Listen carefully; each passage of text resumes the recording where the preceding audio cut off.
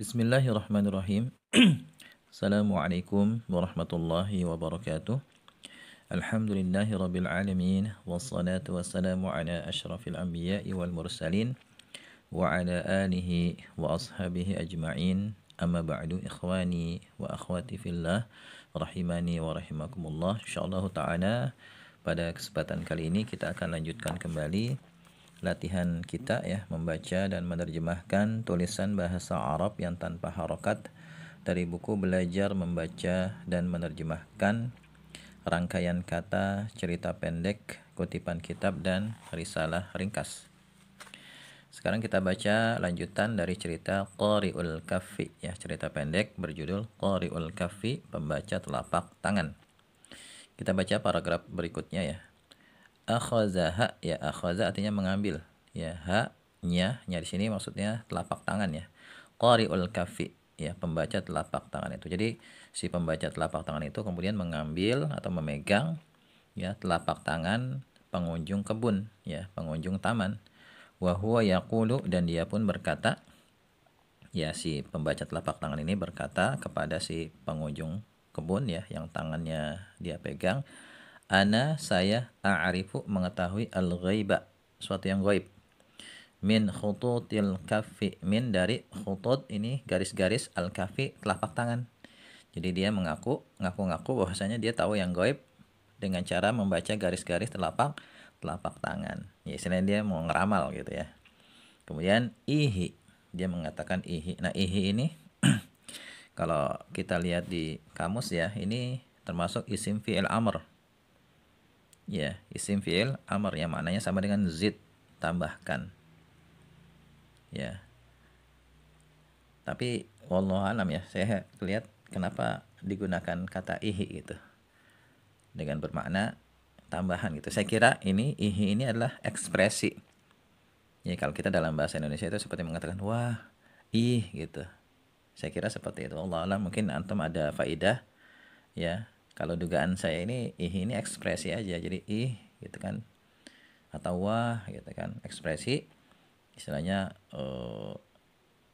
untuk meyakinkan si orang yang tangannya dibaca gitu kan, supaya yakin wah gitu kan, wah innaka, sungguh engkau, satus bihu ya, engkau akan menjadi aziman, orang besar gitu ya. Wallahu alam ya.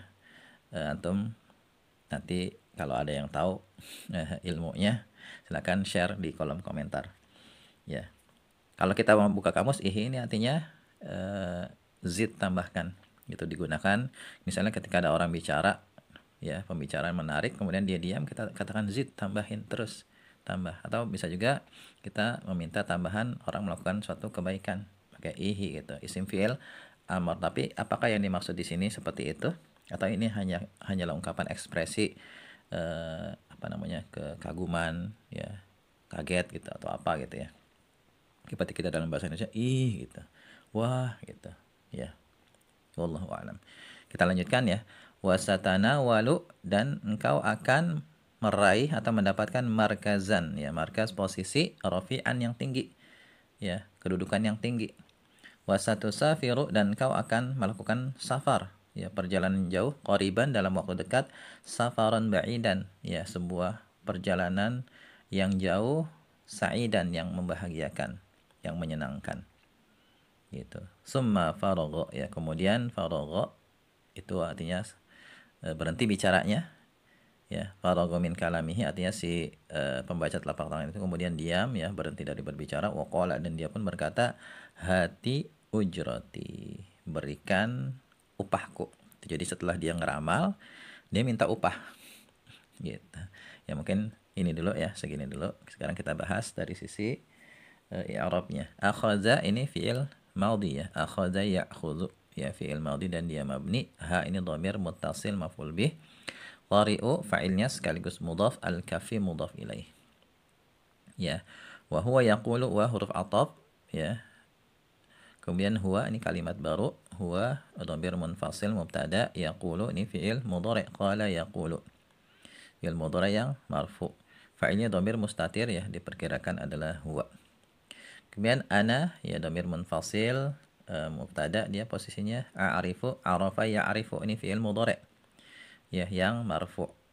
Fa'ilnya dhamir mustatir, diperkirakan adalah ana al-ghaiba, ya isim mansub sebagai maf'ul bih.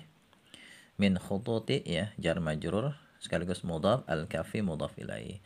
Kemudian ihi, ya ihi ini kalau kita lihat kamus itu isim fi'il amr, ya isim fi'il amr dan dia mabni, ya. Kemudian innaka, inna, ya huruf taukid, harfu taukidin wa nasbin, huruf taukid dan nasab. Kemudian kaf itu sebagai isimnya, menempati posisi isim yang mansub sebagai isim inna. Satusbihu ini khabarnya.